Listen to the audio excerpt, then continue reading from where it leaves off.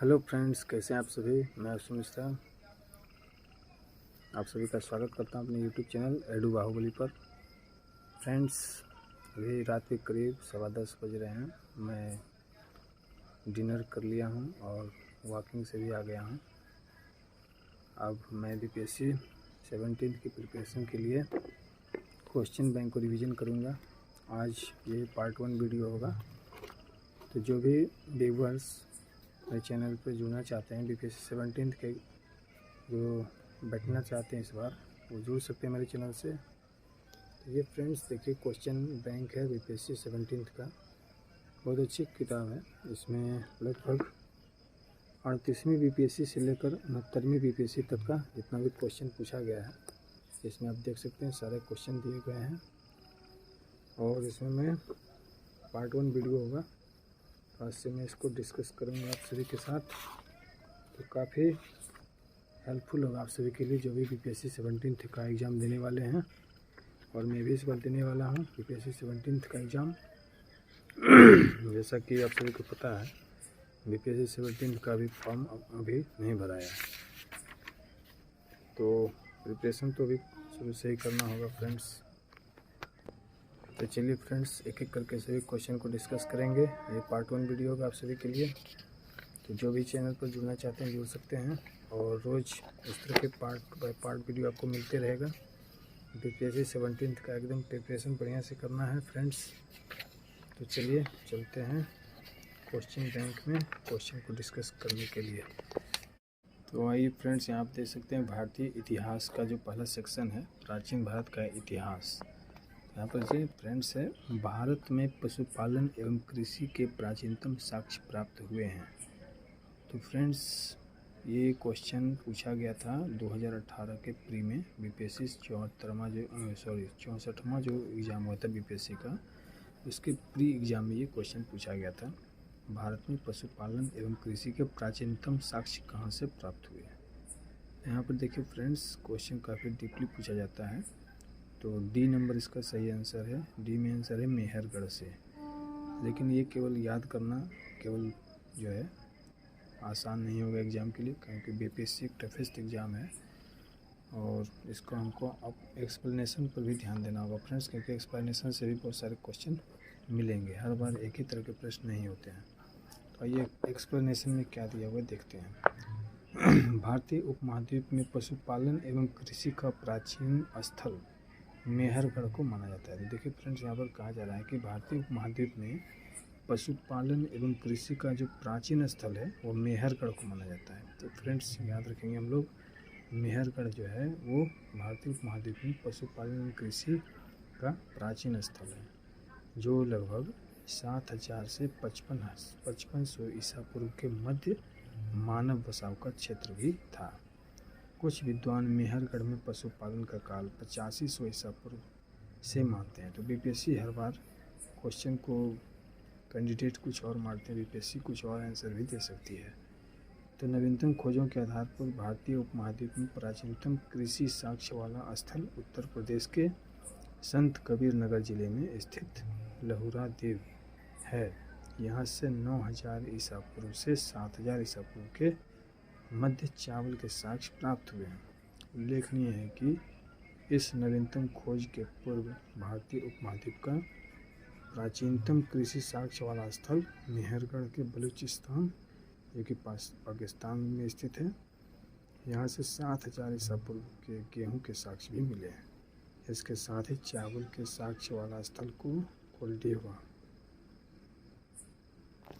आइए फ्रेंड्स, यहाँ पर हम लोग दूसरा प्रश्न में आते हैं। दूसरा प्रश्न कर रहा है, निम्नलिखित में से किसको कैल्कोलिथिक युग भी कहा जाता है। तो ये फ्रेंड्स 44वें बीपीएससी में प्री में पूछा गया था 2000 ईस्वी में। यहाँ पर कैल्कोलिथिक युग उसे कहते हैं, यहाँ पर है ताम्रपाषाण युग को कैल्कोलिथिक युग कहते हैं। ताम्रपाषाण यानी कि इसमें तांबा और पाषाण यानी कि पत्थर दोनों का जो है हम लोगों को साक्ष्य प्राप्त हो गया था आदि मानव को। तो ताम्रपाषाण युग को हम लोग कैल्कोलिथिक युग भी कहते हैं। काफ़ी आसान प्रश्न है, याद करने से अगर मान लीजिए पहले भी क्वेश्चन आ गया एग्जाम में तो आराम से याद रहेगा ये प्रश्न।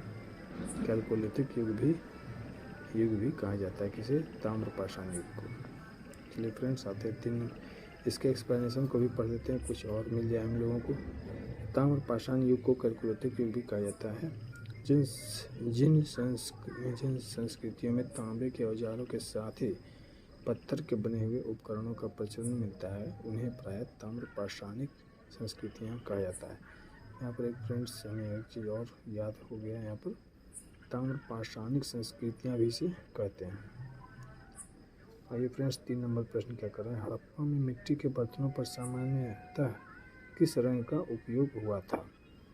यहाँ पर हम लोग पढ़ चुके हैं इसे प्रश्न को पहले भी। तो हड़प्पा में मिट्टी के बर्तनों पर सामान्यतः किस रंग का उपयोग हुआ था। तो हम लोग जानते थे लाल और काला भी प्रयोग हुआ करता था, परंतु यहाँ पर लाल आंसर दिया है। तो प्रश्न में क्या है, सामान्यतः किस रंग का प्रयोग होता था, आमतौर पर किस रंग का प्रयोग होता था। तो याद रखेंगे आमतौर पर लाल रंग का प्रयोग होता था। आइए फ्रेंड्स इसके भी एक्सप्लेनेशन को हम लोग पढ़ते हैं। हड़प्पा निवासी मिट्टी के बर्तनों का व्यापक पैमाने पर निर्माण करते थे, क्योंकि उस समय तो मिट्टी का ही बर्तन बना करता था, धातु उस समय ज़्यादा उपयोग नहीं होते थे, तो व्यापक पैमाने पर तो बनेंगे। प्रारंभिक हड़प्पा सभ्यता के पैर से चालित चाक का प्रयोग किया जाता था। उस समय चाक जो है पैरों से चलाया करते थे, उसी पर मिट्टी के बर्तनों को बनाया जाता था। परिपक्व हड़प्पा के दौर में हाथ से चालित चाकों का प्रयोग किया जाता था। जैसे कि हम लोग फ्रेंड्स देखते हैं कुम्हार लोग जो होते हैं वो अभी चाक जो चलाते हैं वो हाथों से डंडे के सहारे चलाते हैं, परंतु उस समय हाथ से नहीं बल्कि पैरों से चलाया जाता था। फिर परिपक्व जब हुआ हड़प्पा सभ्यता तो फिर हाथ से चलाया जाने लगा बाद में। तो डिजाइन के आधार पर इन बर्तनों की 2 श्रेणियाँ थी, एक तो बिना डिजाइन वाले बर्तन तथा दूसरे चित्रित मृदभाण, यानी कि 2 तरह के बर्तन बनाए जाते थे, जिन पर एक डिजाइन वाले होते थे और दूसरे बिना डिजाइन वाले होते थे। मृदभाणों को बनाने वाली मिट्टी में रेत का मिश्रण किया जाता था। तो मृदभाण उसी को कहते हैं, बर्तनों को, मिट्टी के बर्तनों को। तो उनको बनाने के लिए जो मिट्टी तैयार की जाती थी उसमें बालू भी मिश्रित किया जाता था फ्रेंड्स, जिनको पकाने पर यह हल्के भूरे लाल रंग का रूप ग्रहण कर लेती थी। तो देखिए फ्रेंड्स यहाँ पर लाल रंग खुद पकाने के बाद हो जाया करते थे फ्रेंड्स। इन मृदभाणों के ऊपरी हिस्सों में लाल रंग की पुताई कर दी जाती थी और बाद में पुताई भी लाल रंग की कर दी जाती थी तथा निचले हिस्से में काले रंग के विभिन्न प्रकार की चित्रकारी की जाती थी। तो मिला जुला कर बात यह है फ्रेंड्स कि इस तरह से याद रखेंगे हम लोग कि हड़प्पा कालीन में जो चाक चलाए जाते थे प्रारंभिक अवस्था में, उसमें चाक जो है पैरों से चलाए जाते थे। बाद में जब परिपक्व अवस्था में हड़प्पा सभ्यता आया तो फिर हाथ से चालित चाक जो है चलने लगे, और उसमें जो मृदभाण यानी कि मिट्टी के जो बर्तन बनाए जाते थे उनमें जो मिट्टी होती थी उसमें बालू मिश्रित किया जाता था, और जब मिट्टी के बर्तन आग में पकाए जाते थे तो खुद भूरे और लाल रंग के हो जाते थे, और फिर बाद में इस पर अलग से लाल रंग की पुताई की जाती थी और उनके निचले हिस्से में काले रंग से चित्रकारियाँ कर दी जाती थी। एक पॉइंट और याद रखेंगे हम लोग कि उस हड़प्पा सभ्यता में 2 तरह के बर्तन यानी कि मृदभाण बनाए जाते थे, एक तो बिना डिजाइन वाले और दूसरा डिजाइन वाले। तो चलिए इतना पॉइंट्स हम लोग इस एक्सप्लेनेशन से याद रख सकते हैं फ्रेंड्स। आते हैं 4 नंबर प्रश्न पर। सिंधु सभ्यता निम्नलिखित में से किस युग में पड़ता है। तो सिंधु सभ्यता फ्रेंड्स हम लोगों को कहेंगे आदि ऐतिहासिक काल। ऐसा आइए फ्रेंड्स देखते हैं इसके एक्सप्लेनेशन में क्या कहा जा रहा है। सिंधु घाटी सभ्यता की प्रमुख विशेषता नगर नियोजन को माना जाता है। अगर पूछ दिया फ्रेंड कि सिंधु घाटी सभ्यता की प्रमुख विशेषता क्या थी, तो नगर नियोजन था। यहाँ नगर और कस्बे एक निश्चित योजना के अनुसार बनाए जाते थे। आज हम लोग देखते हैं कि कहीं भी गांव या शहर में किसी भी तरह से घर द्वार बना दिया जाता है, परंतु उस समय ऐसा नहीं था। सिंधु घाटी सभ्यता के लोग जो घर या कस्बे बनाते थे उसकी योजना होती थी, योजना के अनुसार ही बसाए जाते थे। पक्की ईंट से बनी इमारतों में मोहनजोदड़ो का विशाल स्नानागार व अन्नागार प्रमुख है। मोहनजोदड़ो की इमारत में हम लोग फ्रेंड्स याद रखेंगे कि मोहनजोदड़ो की जो इमारत है उन इमारतों में विशाल स्नानागार यानी कि स्विमिंग पूल हुआ करती थी, और अन्नागार यानी कि अनाज रखने के लिए बहुत विशाल, अन्नागार यानी कि अन्न को भंडारित करने के लिए बहुत बड़े अन्नागार हुआ करते थे। इनकी सतह पक्की ईंटों की है और अभी भी साक्ष्य मौजूद है, हम लोग जाकर देख सकते हैं। यहाँ जो इनकी सतह हुआ करती थी वो पक्की ईंटों की हुआ करती थी, जिसे जिप्सम द्वारा जोड़ा गया है। कितना डिटेल इसमें दिया गया है फ्रेंड्स। तो इनमें से कोई भी पॉइंट यूपीएससी में प्रश्न के तौर पर पूछा जा सकता है। पक्की ईंटों से निर्मित इमारतें, सुनियोजित वास्तुकला, उन्नत व्यापार एवं वाणिज्य इस सभ्यता की प्रमुख विशेषताएं थी। फ्रेंड्स, आज पार्ट 1 वीडियो में हम लोग 5 प्रश्नों को डिस्कस किया और इसमें 5 प्रश्न के अलावा हम लोग एक्सप्लेनेशन को भी डिस्कस किया, जिसमें बहुत सारे प्रश्न हम लोग याद रख सकते हैं फ्रेंड्स। तो फ्रेंड्स, मिलते हैं हम लोग अगली वीडियो में। आज के लिए बस इतना ही।